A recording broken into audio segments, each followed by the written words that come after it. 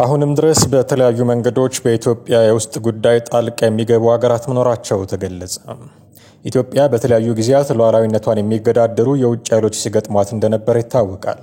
ይህ አይነቱ ጣልቃ ገብነትን ለማስወገድ የሀገር ሀብትን በአግባቡ መጠቀም አስፈላጊ መሆኑን የመንግስት ኮሚኒኬሽን አገልግሎት አስታውቋል።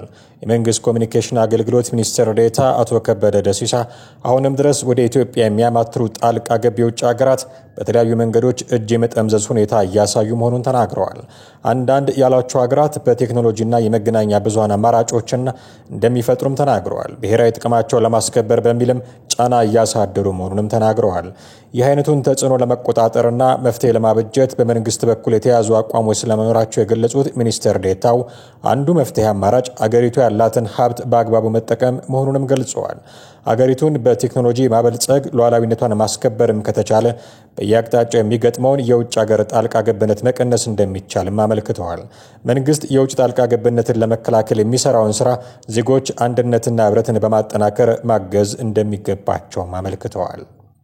ሀገራዊ ምክክር ኮሚሽን በአማራ ክልል እያካሄደው ባለው አጀንዳ የማሰባሰብ የምክክር መድረክ ማህበረሰቡን የወከሉ የሃይማኖት አባቶችና የሀገር ሽማግሌዎች ጦርነት ሊቆም፣ ህገ መንግስቱ ሊሻሻል፣ የታሰሩ የምክር ቤት አባላት ሊፈቱ እንደሚገባ ተናገሩ። የማህበረሰብ ተወካዮች እንዳሉት አንዳንድ የማህበረሰብ ተወካዮች እንዲህ ብለዋል። እኔ የመጣሁት ከሰሜን ሸዋ ዞን ገምዛ ወረዳ ነው። ያለንበት ቦታ በየቀኑ ሰው የሚሞትበት ምስራቅ አማራ ነው። የጸጥታ ሁኔታውም ከባድ ነው። ከኦሮሞ ብሔረሰብ ዞን ጋር ነው ግጭት የሚፈጠረው። ይህንን ግጭት የወለደው የወሰንና የማንነት ጥያቄ ነው። እየተማከርንበት ያለውም እርሱ ነው። ችግሩን ለመፍታት መንግስት የህዝቦችን ደህንነት ለማስጠበቅ ቁርጠኛ መሆን አለበት። ዜጎች አርሰው የማይበሉበት ሁኔታ ላይ ደርሰዋል። ብዙዎች እየተፈናቀሉ ነው። ይህም ብቻ ሳይሆን መሬቱ ሳይታረስ ባዶ አድሯል። በሚቀጥለው ወቅት የሚጠበቀውን ምግብ ከዛ መሬት ላይ ማግኘት አይቻልም። የክልሉና የፌዴራል መንግስት ትኩረት እንዲሰጡ እየተነጋገርን ነው። ብዙ ህጻናት ከትምህርት ውጭ ሆነዋል። ይህም ዜጋን ለማስቀጠል አስቸኳይ ምላሽ ስለሚፈልግ እየተመካከርን ነው። ግን ትልቁና ዋነኛው ችግር በአሁኑ ወቅት መጥቶ መግባት ነው። ወጥተን እንዴት ወደ ቤታችን እንመለስ? ይህ ከፍተኛ ምክክር የሚያስፈልገው ነው። እንደ ማህበረሰብም እንደ መንግስትም ምላሽ ሊሰጠው ይገባል ብለዋል። አንድ ሌላ ተወካይ ደግሞ የታሰሩ የምክር ቤት አባላት ይፈቱልን፣ ህገ መንግስቱ አድላዊነትና ወቀሳ ያልበዛበት ህገ መንግስት ሊሆን ይገባል፣ ከኮንስትራክሽን፣ ከመንገድ ስራ፣ ከኢኮኖሚ አንጻር በጀት አመዳደብም ፍትሃዊ ይደረግልን፣ የሀገራችን እድገት መጥፎ ትርክቶችን እያነሳን መወቃቀስና መገዳደል የለብንም፣ ችግሮች እልባት የሚሰጣቸው ማድረግ ነው እንጂ መገዳደል ተገቢ አይደለም፣ የህዝብን ድምጽ መስማትም ያስፈልጋል፣ ህዝብ ተሰሚነት ከሌለው ዋጋ የለውም፣ መንግስትም ቢሆን ቀጣይ የህዝቡን ድምጽ ማዳመጥ አለበት፣ ችግር አለ ችግር የለም የሚባልበት ቦታ ካለም አጠያያቂ ነው ብለዋል። የሃይማኖት አባቶች በበኩላቸው ተወካዮች በምክክሩ መፍትሄ ይገኛል ብለው የማህበረሰቡን ችግር እየመዘዙ እየተናገሩ ነው፣ ምክክሩም መተቻቸቱም ጥሩ ነው ብለዋል። ይህንን ከዚህ ህዝብ የወጣውን ሐሳብ ይዞ የሚተገብር ሰው ከጠፋ ችግር ነው። አሁን እውነት እየተነገረ ነው። አንዳንዶቻችን አንተዋወቅም፣ ሐሳባችን ግን ጭብጡ አንድ ነው። አማራ ሰውን የሚወድ ጠንቃቃ ቶሎ የማይቆጣ ህዝብ ነው። ውስጡ ካዘነና ከተቆጣ ደግሞ አማራን ለማሸነፍ የሚቻለው ባኮረፈበት እውነት ከተመጣበት ብቻ ነው። በተቀየመበት ነገር ከተመጣ ይሸነፋል። እሺ ይላል፣ ግን በሽንገላ አይሆንም። ህገ መንግስቱ ላይ የአማራ ህዝብ ከዳር እስከ ዳር ኩርፊያ አለው። አንቀጽ ነቅሶ ይሄ በድሎኛል ይላል። በሌሎች ክልሎችን በሚኖርበትም እንደ ሰው አልተቆጠረም። የፌዴራል ህገ መንግስት ማንኛውም ኢትዮጵያዊ በፈለገበት ቦታ የመኖር የመስራት መብት አለው ይላል። አሜሪካ ያሉት ኢትዮጵያውያን እኮ ፖለቲካ አመራር ውስጥ ገብተው በአሜሪካ ምርጫ ውስጥ እየሰሩ ነው። እዚህ ግን እንዲሁ ተቀምጠን ይገፉናል። በኦሮሚያ ክልልስ ቢሆን ኦሮምኛ ተማሩ ማለት ነው የሚጠቅመው ወይንስ ኦሮምኛ ቋንቋ ስለማትችል ድራሽ ይጥፋ ማለት ነው ሲሉም አምርረው ተናግረዋል። ፖሊስ ከአንድ ወር ገደማ በፊት በ25 ዓመቷ ህይወቷ ያለፈው ቀነኒ አዱኛ የህክምና ክትትል ስታደርግባቸው ከነበሩ የጤና ተቋማት የሰነድ ማስረጃዎችን እያሰባሰበ መሆኑን ገለጸ። ፖሊስ ይህንን ያስታወቀው ለፌዴራል የመጀመሪያ ደረጃ ፍርድ ቤት አራዳ ምድብ ችሎት ነው። በዛሬው ችሎት ሞዴል እንዲሁም የማስታወቂያ ባለሙያ የሆነችው ቀነኒ አዱኛ ሞት ፖሊስ ከ15 ተጨማሪ ሰዎች መረጃ ሰብስቤያለሁ ብለዋል። ሞዴል እንዲሁም የማስታወቂያ ባለሙያ የሆነችው ቀነኒ አዱኛ መጋቢት 1 ቀን 2017 ዓ.ም ሌሊት 10 ሰዓት አካባቢ ከጮኛዋ ጋር ከሚኖሩበት ውዳሴ ከተሰኘው ህንጻ 5ኛ ፎቅ በረንዳ ላይ ለጊዜው ምክንያቱ ባልታወቀ ሁኔታ መውደቋ ለህልፈቷ ምክንያት መሆኑን ፖሊስ ማመልከቱ ይታወሳል። ከቀነኒ ሞት ጋር ተያይዞ በግድያ ተጠርጥሮ የታሰረው እጮኛው አንዱዓለም ጎሳ ከዚህ ቀደም በዋስትና እንዲወጣ የቀረበው ጥያቄ በነፍስ ግድያ የተጠረጠረ በመሆኑ ውድቅ መደረጉ ይታወሳል። ፖሊስ ዛሬ በዋለው ችሎት ስትከታተልባቸው ከነበሩ የጤና ተቋማት ማስረጃዎች ላይ የሕክምና ባለሙያዎችን ማብራሪያ እንዲሁም የሰነድና ሌሎች ማስረጃዎችን ለመሰብሰብ ተጨማሪ የቀጠሮ ጊዜ እንዲሰጡም ጠይቋል።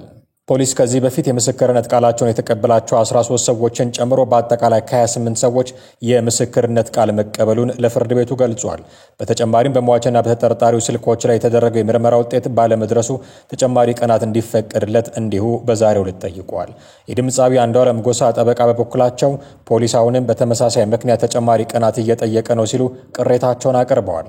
ጠበቃው አክለውም የአስክሬን ምርመራ ውጤቱ ተጎጂዋ በሕይወት እያለች ከህንፃው ላይ ወድቃ መሞቷን እንጂ ተገድላ ከህንፃው እንደተወረወረች የሚያሳይ ምንም አይነት ማስረጃ እንደሌለ በመጥቀስም ተከራክረዋል። በተጎጂዋ የተጻፈ ማስታወሻ ደብተር መገኘቱን የተናገሩት የድምፃዊው ጠበቃ ተጎጂዋ ለቤተሰቦቿ፣ ለዘፋኙና ለጓደኞቿ ራሷ ልታጠፋ እንደሆነ ጽፋለችም ብለዋል። ጠበቃው አክለውም ተጎጂዋ ከዚህ ቀደም ራሷን ለማጥፋት በተደጋጋሚ መድኃኒት መውሰዷን በመጥቀስም ተከራክረዋል።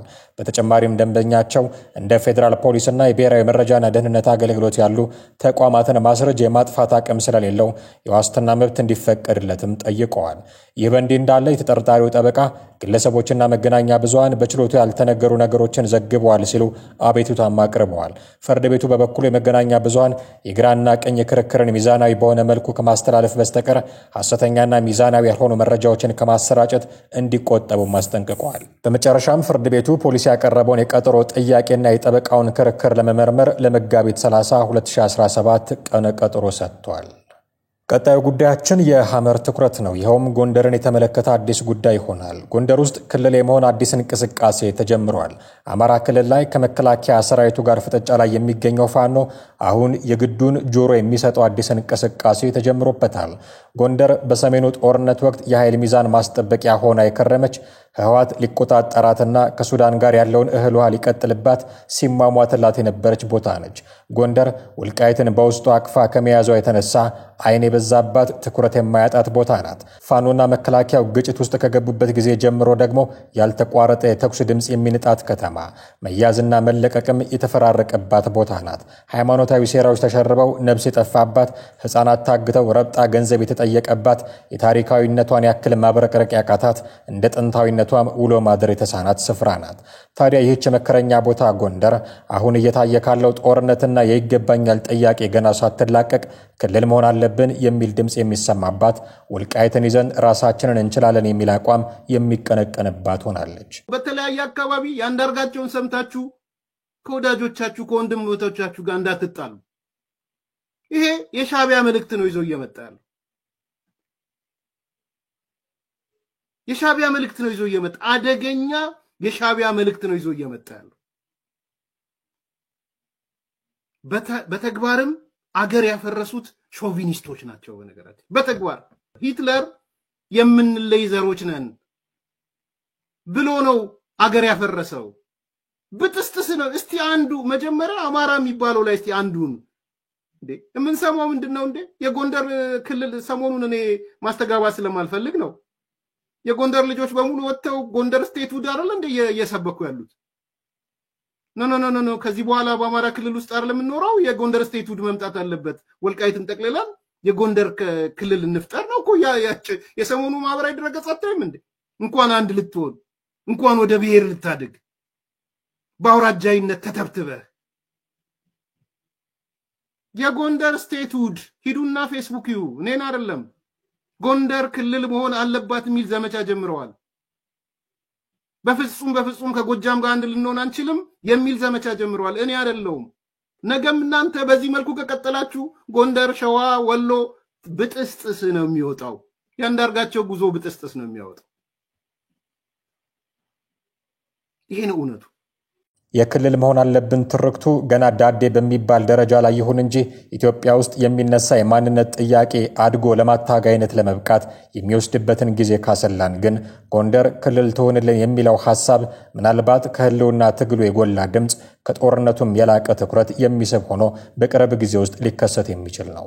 ጎንደር ግን የተሸከመችው ስጋት ይህ ብቻ አይደለም። በራሳቸው ዛቢያ ሲሽከረከሩ ምህዋር መጠበቅ የተሳናቸው ታጋይነን ባዮች ወልቃይትን ሊሰጡብን ነው በሚል አመክንዮ መዛዛት ጀምረዋል። ከህወሓት ጋር በመስራት የሚጠረጠሩ የፋኖ ሰዎችና ጎንደር ላይ ጠቅላይ ሰርተው የሚንቀሳቀሱ ፋኖች መሃል የለየለት ፍጥጫ ነው የተቀሰቀሰው። የጎንደሮቹ ሰዎች ወልቃይት የአማራ መታገያ ርስት ናት ብለው ያምናሉ።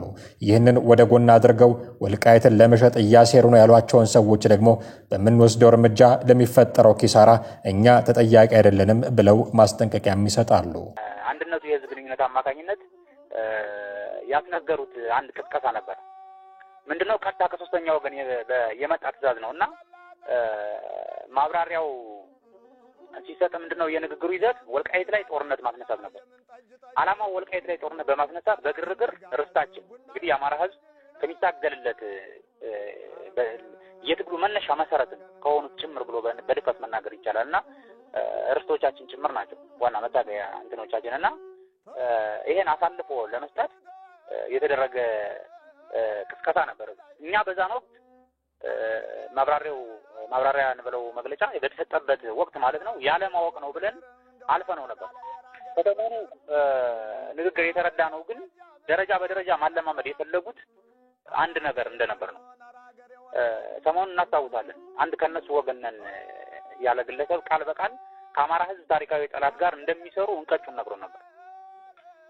በዛ መሰረት ዛሬ ደግሞ በስምምነታቸው መሰረት ማለት ነው በደቡብ ጎንደር በኩል ከሁለት ቀደም ብሎ ማለት ነው በሎጂስቲክ ሰበብ ያስገቡትን የጠላት ኃይል ተጠቅመው የጠቅላይ ግዛት እዙ አካል ናቸው ያሏቸውን የጄኔራል ነጋ ተገኝ ለጦር አካል የሆኑ ወደ 20 ያክል የሚሆኑ ሰራዊትና አመራሮችን ትጥቅ አስወርደው አስረው ይገኛሉ። በተለይ በቀጠናው የሚገኘውን በኮር 204 ዋና አዛዥ የሚመራውን ጄኔራል ነጋ ተገኝ ለጦር ለማጥፋት ሰፊ ዝግጅት ተደርጎ በአሁኑ ሰዓት ቀጥተኛ ውጊያ ከፍተው በመንገኙ ምንም እንኳን መስሎን ለተመሳሳይ ዓላማ የወጣን ታጋዮች ነን በማለት ማለት ነው እኛ ብዙ ጥቃቶችን በወደ ሰፊነት የታገስን ቢሆንም አሁን ላይ የሚያደርጉት ግን የተቋምንና የግልን ህልውና ጭምር የሚፈታተን ድርጊት በመሆኑ ይሄን አለመከላከል አንችልም።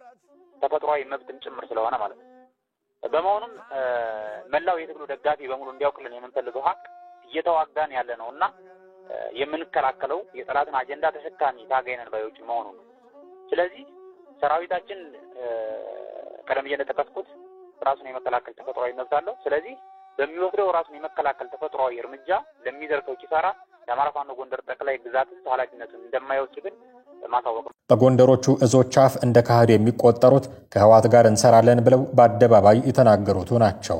ይህን ቃል በአንደበታቸው ሲናገሩ በቅርብ ጊዜ የሰማናቸው ብርጋዴር ጄኔራል ተፈራ ማሞና አስረስ ማረዳምጤ ናቸው።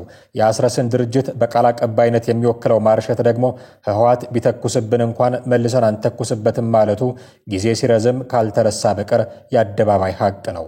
ጎንደር ላይ የተፋፋመውን ፍጥጫ ካጎኑት ሰዎች መካከል አንዱ የሆነው ማርሸት ከሰሞናዊ ትኩረቱ ግን ከጎንደር ይልቅ ባህር ዳር ላይ የከተመ ነው። ከሰሞኑ ባህር ዳር ከተማ የምክክር ኮሚሽኑን ሰዎች አስተናግዳ ውይይትም ጀማምራ እያየናት ነው።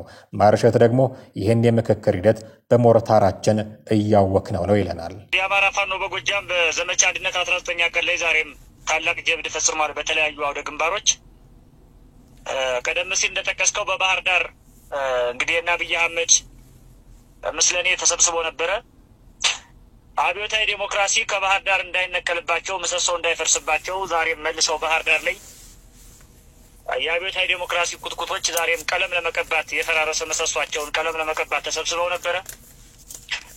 ከትናንት በፊት ጀምረው ወደ ከተማዋ የገቡት ግማሽ የተገደዱ ግማሽ በውሎ አበል የታጠሩ የታጀቡ ኃይሎች በፋኖ ላይ ፕሮፓጋንዳ ለመስራት ሲታጣሩ ነበረ።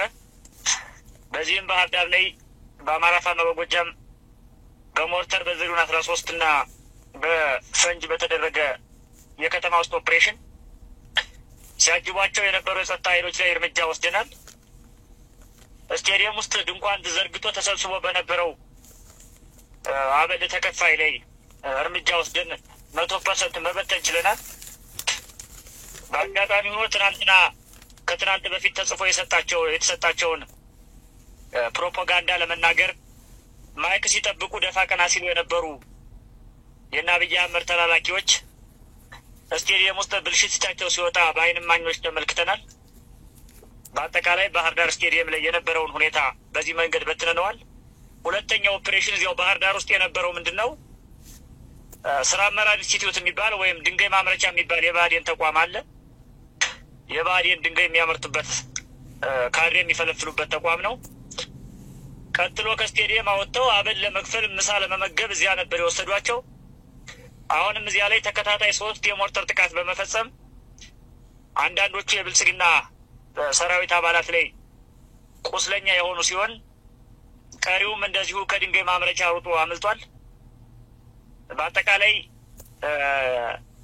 በፋኖ በአማራ ትግል ላይ በአማራ ህዝብ ደም ላይ ለማላገጥ ባህር ዳር ተሰብስቦ የነበረውን የእነ አብይ አህመድን የወረራ ስርዓት አስቀጣይ ኃይል ላይ የማያዳግም እርምጃ ወስደን መበተን ችለናል። ባህር ዳር ላይ ታላቅ ጀብድ ነው የተሰራው።